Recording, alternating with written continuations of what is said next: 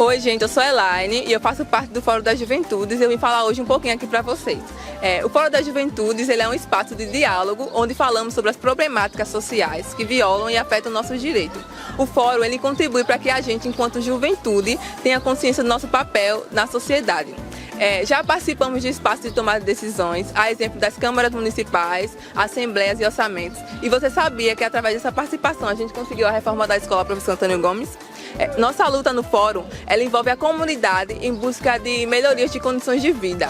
Nossa comunidade tem adolescentes e jovens que somam forças com pais, mães, que acreditam que a mobilização e o diálogo é uma importante ferramenta de transformação, né? E assim surgiu o nosso projeto Papo de Jovem, né? Que antes era apenas o nome do nosso Instagram. E hoje, através de programas a serem exibidos, que vamos trazer temas que discutimos e ações que realizamos dentro da comunidade. E para nós, jovens do Mar Andreasa, é um prazer estar levando a nossa experiência tão além. Então fique ligado e vamos de papo. Hoje estamos aqui com Luciene Martins, ela que faz parte do SPM Nordeste. Luciene, primeiro de tudo, queria saber o que é o SPM Nordeste e como surgiu a ideia para essa instituição. O SPM Nordeste, a gente chama Serviço Pastoral dos Migrantes do Nordeste, é uma organização social da sociedade civil, né?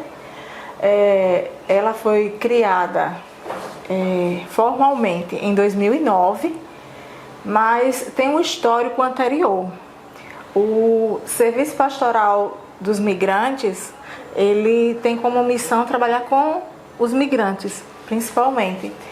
E em 1994 veio a Paraíba, chegou a Paraíba os padres missionários de São Carlos, e cuja missão deles, a finalidade deles é trabalhar com a migração. E eles começaram um serviço, um acompanhamento dos migrantes aqui na Paraíba. E era uma ação pastoral, ela acontecia nas paróquias, era um trabalho voluntário, envolvia as pessoas ligadas à Igreja Católica, jovens, mulheres que acompanhavam os migrantes, principalmente na época muito forte a questão da migração aqui dentro do próprio estado. Por exemplo, os trabalhadores da cana, que trabalhavam na cana-do-açúcar. Então, assim, esse trabalho começou principalmente com esse público. Os padres e nas paróquias, as pessoas trabalhando, acompanhando, se dedicando, prestando apoio, assistência aos trabalhadores da cana-de-açúcar. Mas aí depois os padres foram embora. E quando eles saíram da Paraíba, ficou os voluntários, as pessoas das paróquias, né, os agentes e pastorais que queriam permanecer, manter o trabalho vivo.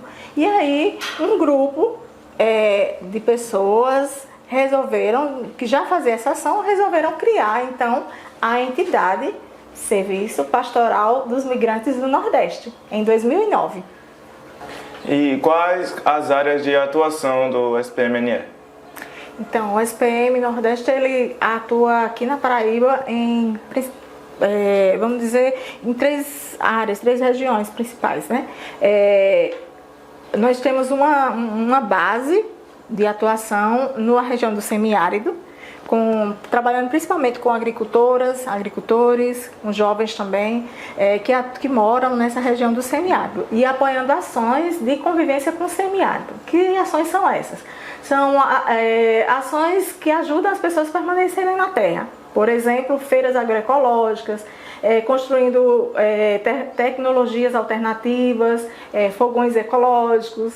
A gente conhece muito de antigamente os fogões a lenha. A gente não usa mais fogões a lenha, são fogões ecológicos, então tem incentivo a fogões ecológicos, a construção de cisternas, a feiras agroecológicas, a bancos de sementes, ações de políticas públicas que ajudam as pessoas a permanecerem no seu local onde reside, ações nas escolas também, cisterna nas escolas, hortas como nas escolas para as crianças e adolescentes. E em Bahia, que está a nossa sede, nós atuamos com a juventude e com mulheres, principalmente. Os temas principais protagonismo juvenil, enfrentamento a diversas violências, entre elas a violência doméstica, E este, inclusive, trabalhamos muito forte com a questão da arte, da cultura, com a formação da juventude. Este projeto, por exemplo, Papo de Jovens, se insere dentro das ações realizadas aqui em Bahia, com a juventude. E também temos uma ação aqui na região do semiárido com migrantes e refugiados. Nós temos uma casa que fica de acolhida, de abrigamento, que fica em Conde. Lá são acolhidos migrantes, principalmente venezuelanos, mas pode receber qualquer migrante. Que além de acolher, a gente tem um conjunto de ações também voltada para os refugiados. Tipo regularização da documentação do migrante, apoio jurídico nesse sentido, apoio para inserção nas comunidades locais, quando eles saem de casa, apoio para moradia, depois do período que eles saem do abrigamento. Então, um conjunto de ações voltadas para esse público de refugiados. Então, são praticamente na região do semiárido, aqui também no litoral, mas assim a gente termina atuando em todo o estado, porque, por exemplo, com juventude, a gente realizou conjuntamente com o poder público a elaboração do Plano Estadual Decenal de Juventude, e essa ação envolveu jovens do estado todo. Então, esses são exemplos para dizer que a gente também tem atuação no estado. Qual o principal foco da instituição aqui no bairro? No bairro, no caso do bairro Maior Andreasa, onde está a sua sede. Como eu te falei, a gente trabalha com juventude e com mulheres. Não especificamente, a gente termina trabalhando com o público em geral, mas a gente direciona principalmente para esses dois públicos. Só que a gente não trabalha isolado, a gente trabalha com um conjunto de atores, de outros, por exemplo, Conselho Tutelar, escolas, associações, associação de bairro, associação comunitária de mulheres, enfim, com os atores que estão presentes aqui no bairro. Um dos temas a gente coloca como enfrentamento à violência, porque a gente sabe que nas periferias, local de destino de muitos migrantes, se a gente pensar nossa história, todos nós, em geral, a gente veio de uma outra, eu vim de Patos, você pode vir de outra cidade, então tem um histórico de imigração anterior e as pessoas terminam vindo para as periferias. E nas periferias tem muita potencialidade, mas também tem muita negação de direitos. Então, a gente trabalha com a questão da violência não diz respeito só a crimes, a mortes, né, a agressão, mas também a violência, vamos dizer, estrutural, a violência que se faz pela falta dos direitos garantidos. Esse é um dos temas, como eu disse também, o enfrentamento à violência doméstica contra a mulher, contra a criança também é outro tema. E jovens e mulheres são atores, são sujeitos principais da nossa ação. Muito obrigado, Luciane, por essa entrevista e voltamos com vocês, Daniel e Geise. Eu agradeço. Olá pessoal, tudo bem? Agora que vocês já nos conhecem um pouquinho, seja bem-vindo à nossa primeira edição do programa Papo de Jovem. Meu nome é Geise e é um enorme prazer estar aqui diretamente do Centro Cultural São Francisco, apresentando um programa para vocês aí de casa. Exatamente, meu nome é Daniel e é um prazer estar aqui junto de Geise apresentando o programa hoje. O tema da nossa primeira edição é saúde mental, um problema grave que vem afetando cada vez mais a juventude. Nessa edição de hoje, nós teremos uma entrevista maravilhosa com o psicólogo Eudes Nascimento, uma intervenção cultural e muito mais. Exatamente, Daniel. Olha, segundo dados da Organização Mundial da Saúde, a ansiedade e a depressão cresceu 25% durante a pandemia. Segundo dados dessa mesma organização, o Brasil é o país mais ansioso do planeta Terra e o quinto mais depressivo. Isso é uma informação extremamente preocupante. Pois é, Geise, e a maioria desses jovens que são afetados pela depressão e ansiedade não conseguem tratamento de qualidade para se cuidar. Para dialogar mais um pouco sobre esse assunto bastante necessário, o psicólogo vai responder as perguntas enviadas por vocês do nosso Instagram. Agora é com você, Carla Beatriz. Oi Daniel, oi Geise, hoje eu tô aqui nesse jardim belíssimo para bater um papo super massa com o Eudes, para falar um pouco sobre o nosso tema do nosso programa, que é saúde mental. E como vocês falaram também, responder algumas perguntas que vocês mandaram. E Agora que estamos saindo de uma pandemia, que teve uma pandemia global, onde milhares de pessoas tiveram que se acostumar com o isolamento social, como essa pandemia e o isolamento afetou muito a saúde mental das pessoas? Boa tarde pessoal. A pandemia ela fez despertar um novo olhar sobre a saúde mental, né? E cada pessoa reagiu de uma forma diferente diante do seu contexto e realidade. Por exemplo, com os recursos e os serviços voltados mais para a ação da pandemia, né, do Covid, acabou alguns serviços ficando limitados, até o acesso a esses serviços, com alguns serviços de saúde mental, né? Então isso agravou ainda mais quem já tinha algum transtorno, quem fazia acompanhamento, que precisava ser interrompido, que precisou ser interrompido, na verdade. E um dos pontos muito fortes com relação à saúde mental durante a pandemia foi justamente na nova rotina das pessoas, que as pessoas começaram a trabalhar em casa, permanecer mais tempo em casa, estudar em casa, e acabou se confundindo o que seria um ambiente de descanso com um ambiente de trabalho. Isso aumentou os níveis de estresse, também os níveis de insegurança de frente à realidade de uma possível morte, da necessidade de procurar ajuda, auxílio de saúde e não conseguir.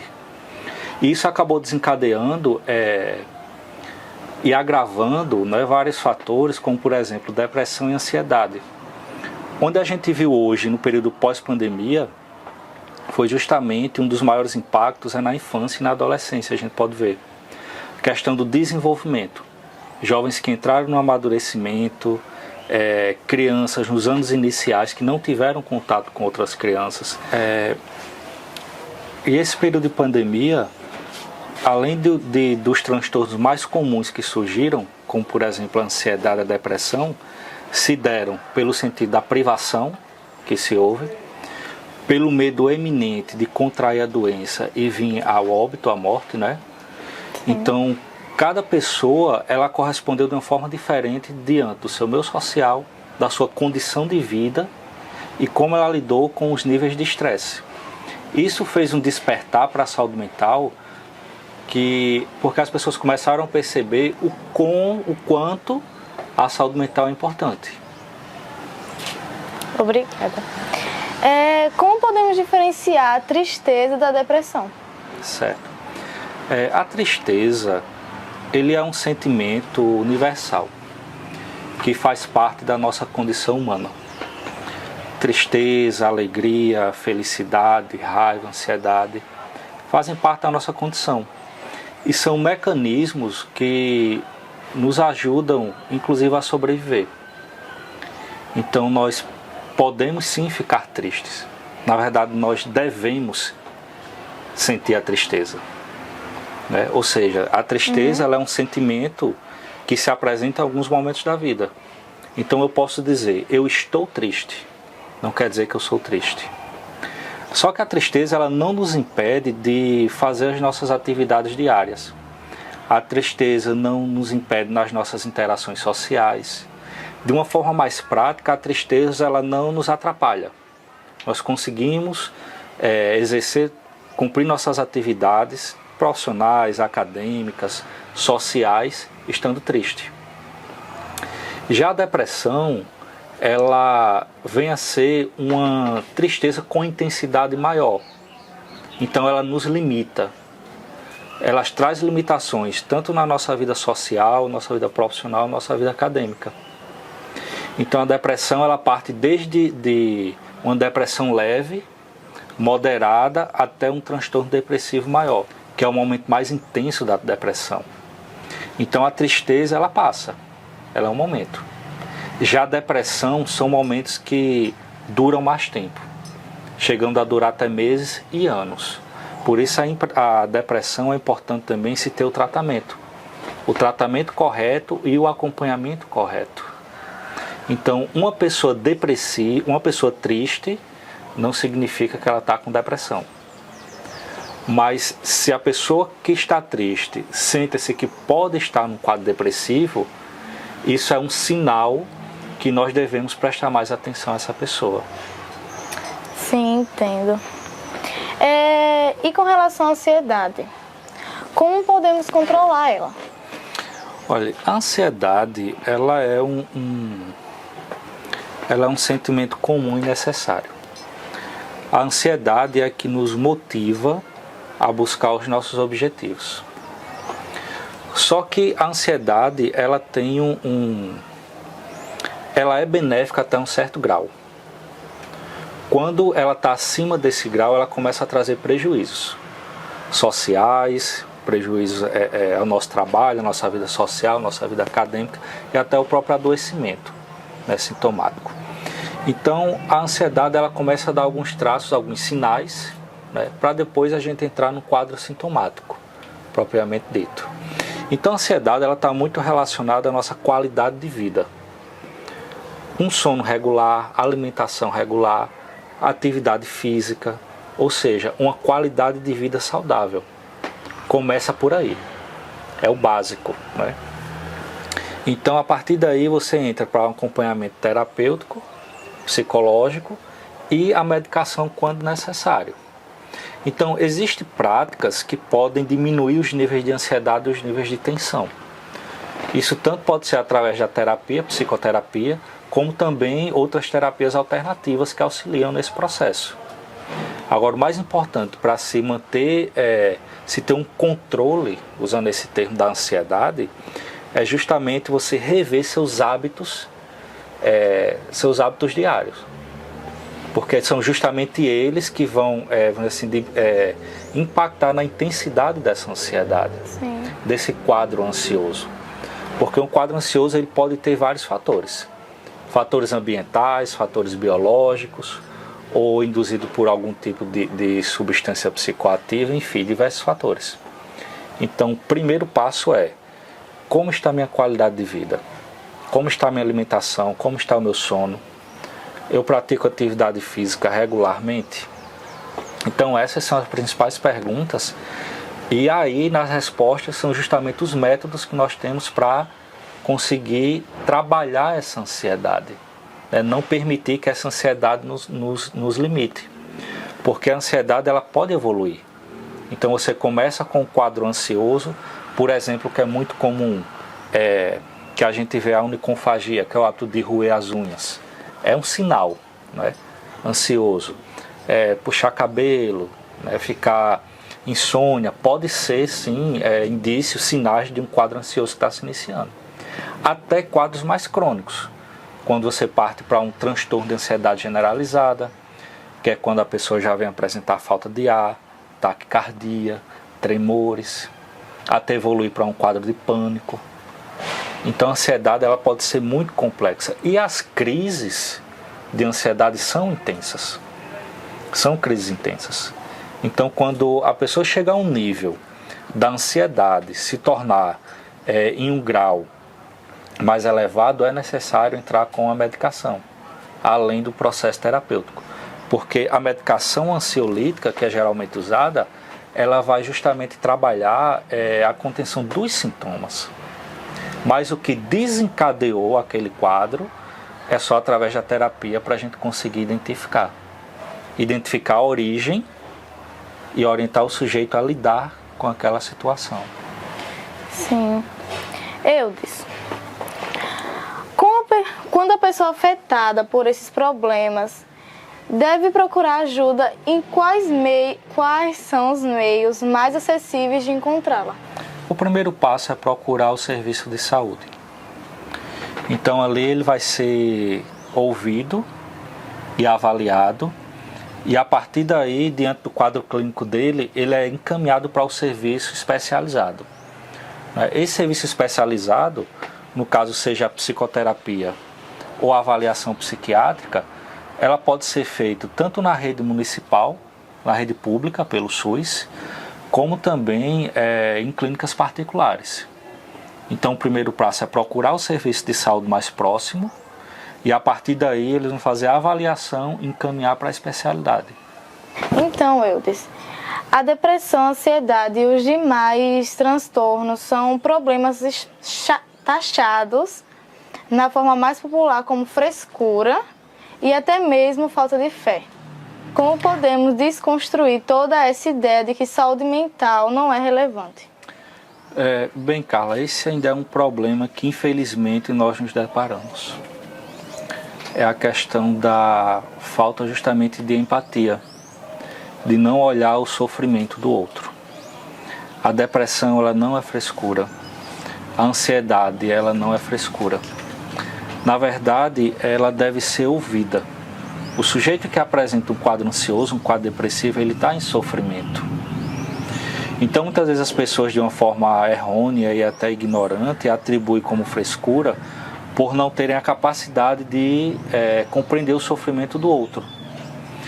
E a gente vive hoje em um contexto onde só é visto, a saúde mental só é dada importância ou é visto como uma doença quando a pessoa já está num quadro mais crítico. A depressão, a ansiedade, hoje poucas pessoas compreendem. Na realidade, só sabe a intensidade quem passa, ou quem está muito próximo.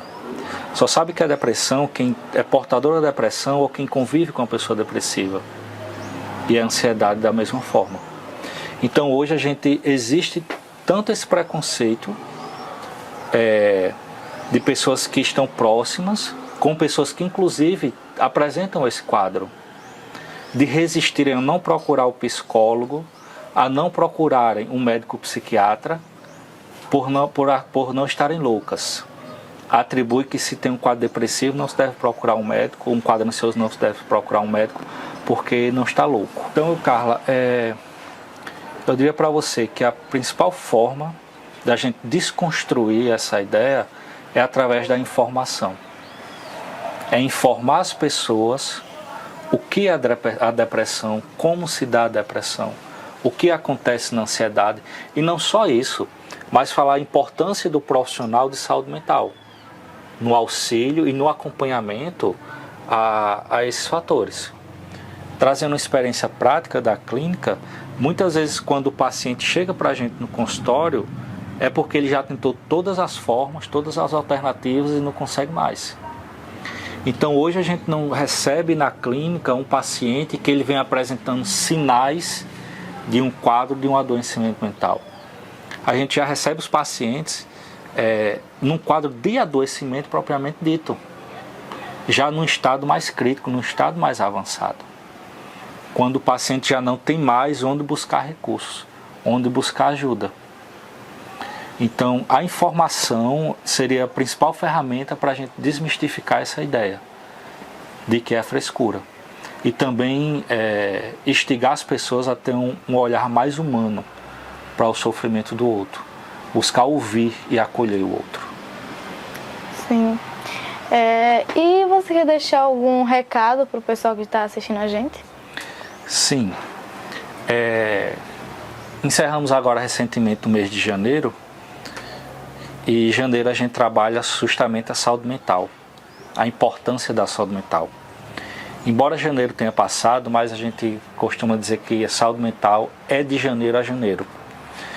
E o que é que diz, o que é que a gente propõe nesse janeiro a janeiro, quando a gente fala dessa saúde mental? É nós darmos importância à nossa saúde mental. O tema desse ano foi justamente equilíbrio. É nós buscarmos ter e manter esse equilíbrio. Trabalhar o autoconhecimento, trabalhar o nosso conhecimento social, trabalhar, buscar gerenciar os nossos conflitos da melhor forma possível e buscar uma boa qualidade de vida. Então a gente buscar o equilíbrio, buscar ter uma qualidade de vida melhor. Então essa é a proposta justamente do Janeiro Branco. Então a mensagem que eu deixaria, Carla, é justamente essa: respeitarmos os nossos limites, buscar conhecer nossas emoções e nos aceitarmos, buscar tratar a vida de uma forma mais leve e buscar também sempre estar em equilíbrio. Seria mais ou menos isso, Carla. Entendo. Obrigada, Eudes. Nada, eu que agradeço o convite. E por esclarecer as dúvidas do pessoal que está nos assistindo hoje. E vocês não saiam daí, fiquem ligadinhos no nosso programa, que vem muita coisa por aí. Volto com vocês, Daniel e Geise. Obrigado, Carla e Eudes, por essa entrevista maravilhosa. Agora a gente vai conhecer um novo método de cuidar da nossa saúde mental, de uma forma prática e de fácil acesso, conhecendo lugares e hábitos terapêuticos novos que nos conectam com a nossa saúde mental. É com você, Vitor Bruno. Vocês sabiam que fazer caminhada, ler um livro e ir a lugares que nos conectam são métodos de terapia? Isso mesmo, criar hábitos que contribuem e que nos relaxam, fazendo o que gostamos, é ainda mais prazeroso. Locais e hábitos saudáveis contribuem e auxiliam para nosso corpo e mente. Nosso corpo e nossa mente é nosso espaço e precisamos cuidar de cada detalhe. Além das terapias caseiras, existem espaços que trabalham com terapias alternativas, com métodos e práticas. Agora, para darmos continuidade ao nosso programa, vamos exibir uma pequena intervenção cultural, produzida por nós, do Papo de Jovem. Acompanha aí. Moça, sai da sacada, você é muito nova pra brincar de morrer. Me diz o que há, o que a vida aprontou dessa vez.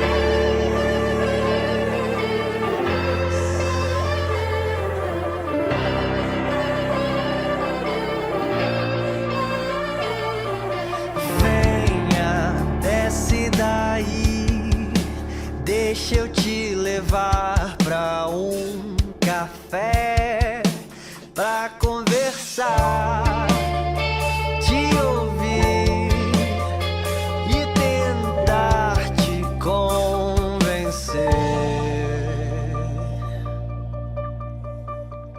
que a vida é como mãe que faz um jantar.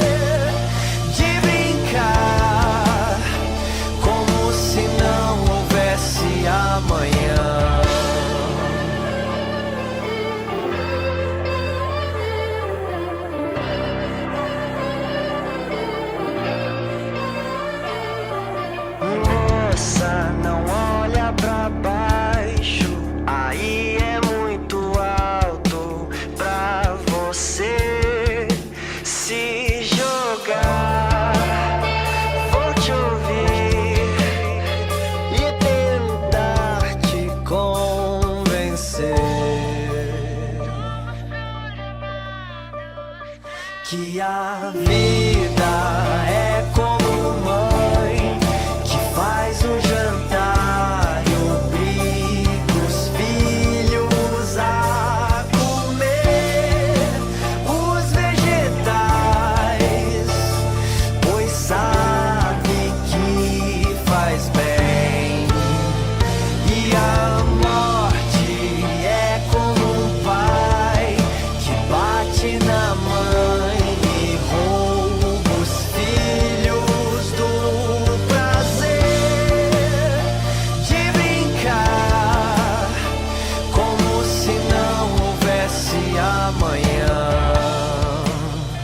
Mas tudo bem, nem sempre estamos na melhor.